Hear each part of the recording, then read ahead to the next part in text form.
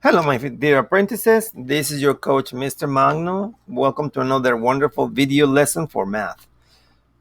On this lesson, I want you to open your problem set and I want you to scroll down and press on the plus sign so you receive or open an extra blank page. On this blank page, you're going to take these notes. We're going to look at what is the line of symmetry. So let me present it to you with a circle.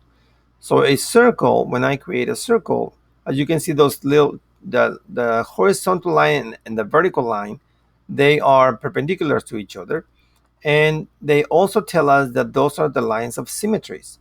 So if I draw a line across, the top semicircle and the bottom semicircle will be identical. If I do the same thing from going from the top to bottom, let me see if I can do this better. Um, there you go. Then you'll see that every part of that circle that are quarters now. This is a quarter. This is a quarter. This is a quarter. This is a quarter. Now these all of these parts or segments or fractions are identical. So we can describe this in this manner. Let me give you first a non-example. A non-example will be this. You have this triangle and someone is asking you, well, if I place this horizontal line in the middle of that triangle, that line is going to make it's a line of symmetry. And you will correct the person and say, well, I don't think so, because the top of this triangle does not look the same as the bottom one. They have to be congruent. That means they have to be similar. We can actually show that with the triangle. The triangle does have a line of symmetry, but it's not a horizontal line. Let me demonstrate with that. So here's the triangle, and it goes from north to south. So if we are doing this, check this out.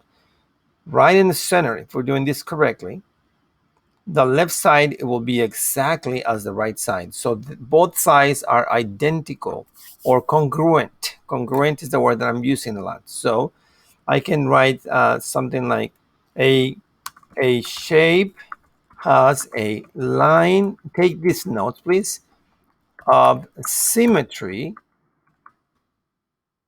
if the line creates two identical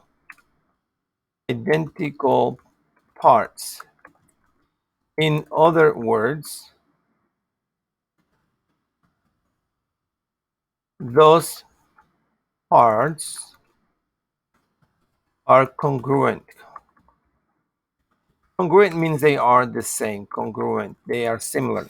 So that's what we're talking about here. We're talking about the line of symmetry, and some shapes have more than one. Like this circle has more than one.